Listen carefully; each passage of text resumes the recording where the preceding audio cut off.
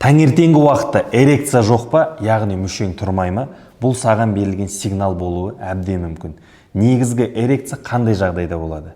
Бізде организмімізде жүйке жүйесі, қан тамыр жүйесі, гормоналды жүйе, осының барлығы дұрыс жұмыс жасап тұрған кезде бізде таңғы уақытта эрекция болады. Егер де сенде осы жүйелердің біреуінде отклон бола ма, сол кезде бізде эрекциямыз жоғала бастайды. Біз не істейміз? Осы кезде дереу дәрігерге келуіміз керек болады. Мен дәрігер Ерсұлтан Қайратұлы, парақшамда көптеген пайдалы ақпараттармен бөлісемін. Жіберіп алмау үшін подписаться етіп, колокольчикті басып қой. Және осы видеоны мүшесі тұрмай жүрген досыңа жібер, біліп жүрсін. Таңғы эрекция деген негізі көп ер азаматтар байқамай жатады. Бұл біздің ер адамдардың үлкен сигнал беретін антеннасы деп айтсақ та болады. Ең бірінші эрекцияға жауап беретін ол қан айналым жүйесі.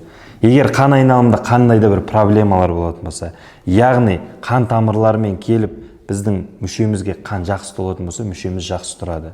Егер де бізде осы қан айналымда қандай да бір ақаулар болатын болса, қан тамырлар тарылған болатын болса, немесе жаңағындай жүрек қан тамыр аурулары болатын болса, осы бізде эрекциямен проблема басталады. Негізі байқасаңыздар, инсульт, инфаркт деп айтып жатамыз ғой. Сол болмас бұрын ер адамдарда көп жағдайда 4-5 жыл бұрын эрекциямен проблема болады. Егер осы кезде сіз вовремя келіп кардиологқа тексеріліп, урологқа тексерілетін болсаңыз, уже сіз жаңағы айтып өткен аурулардың алдын аласыз. Екінші бізде гормоналды өзгерістер. Негізгі еркектің гормоны тестостерон осы таңғы уақытта өте жоғары деңгейде болады екен. Сол кезде бізде адамда өздігінен эрекция болады.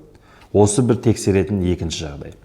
Үшінші бізде ұйқы сапасы. Егер де біз дұрыс ұйықтап, дұрыс демалмайтын болсақ, организміміз восстанавливаться етіп үлгермейді. Осы ұйқы кезінде бізде тестостерон гормоны бөлінеді, және де біз дұрыс ұйықтамасақ, стрессқа төзімсіз болып келеміз.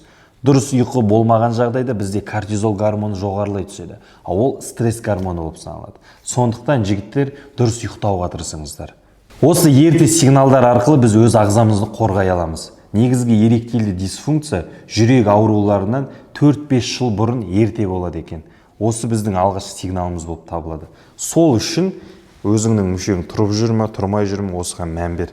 Біз не істеуіміз керек? Ұйқымызды дұрыстауымыз керек, физически активность қосуымыз керек, және де тестостерон деңгейін тексеріп отыруымыз керек, қант деңгейін тексеріп отыруымыз керек, давлениямызды көріп отыруымыз керек, және де жүрек қан тамыр ауруларының алдын алып отыруымыз керек. Егер де сенде байқасаңыз осы мүшенің тұруы, ол ерте сигнал болып табылады. Сенде осыдан бұзылыс болса, міндетті түрде дәрігерге барып қарал. Жігіттер өз денсаулығымызға қалай болса солай қарамайық.